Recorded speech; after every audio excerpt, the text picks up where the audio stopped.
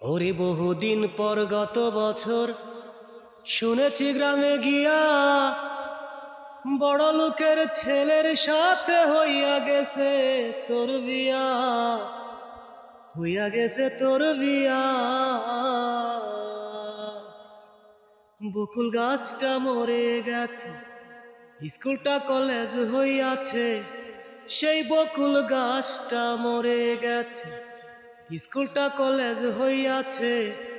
করিম চাচাই আগের মতো, করিম চাচাই আগের মতো বসে থাকে রাস্তার পাশে দোকান খুলে।